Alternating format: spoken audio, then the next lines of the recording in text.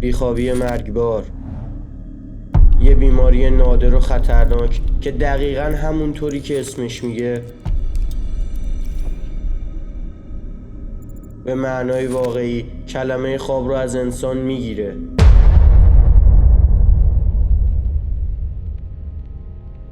داستان امروز درباره خانواده‌ایه که این بیماری توی ژنتیکشون جریان داره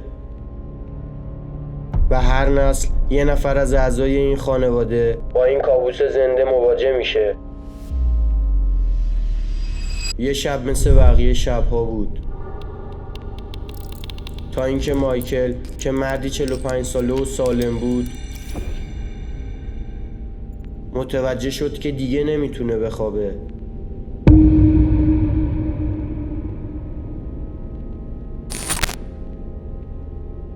اولش فکر کرد شاید یه استرس موقتیه، اما هرچی سعی میکرد دیگه خبری از خواب نبود و این بیخوابی تبدیل به یه کابوس طولانی شد.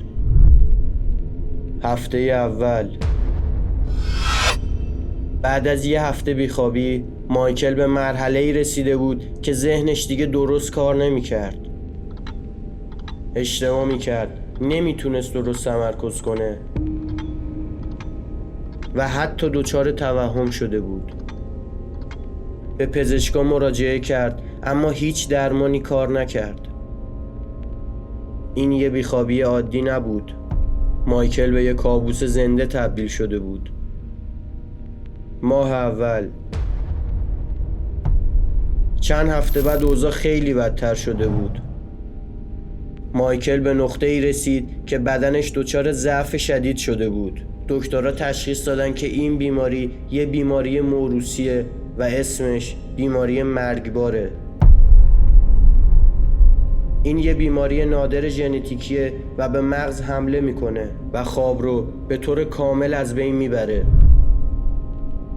حالا بیایید یه لحظه علمی‌تر نگاه کنیم.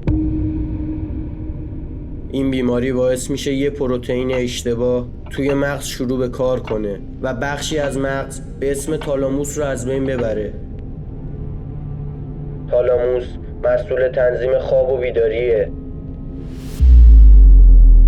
وقتی این بخش از مغز آسیب میبینه دیگه هیچ راهی برای خوابیدن وجود نداره و بدن با همه تلاشا دیگه نمیتونه به حالت آرامش برگرده.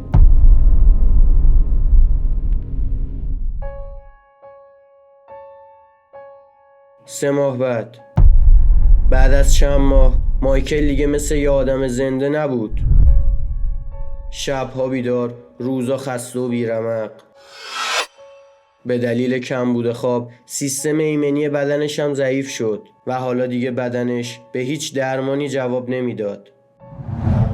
مرگ تدریجی. در نهایت بیماری به حدی پیش میره که دیگه مغز قادر نیست حتی عملکرد پایداری بدن رو کنترل کنه. شخص ممکنه دچار حملات قلبی یا مشکلات شدید عصبی بشه.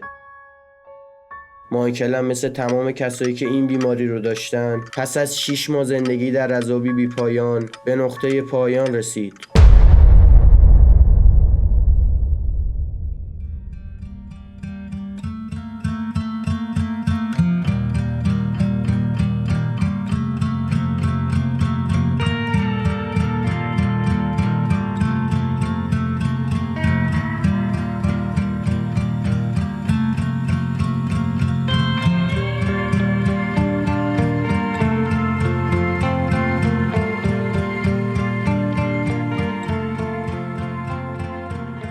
این یه داستان واقعی بود از خانواده‌هایی که با بیماری مرگبار زندگی میکنن.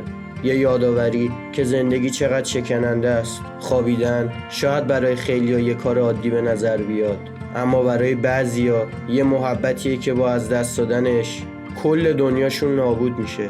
دوستتون دارم رفقا. تا ویدیو بعدی، خدا نگهدار.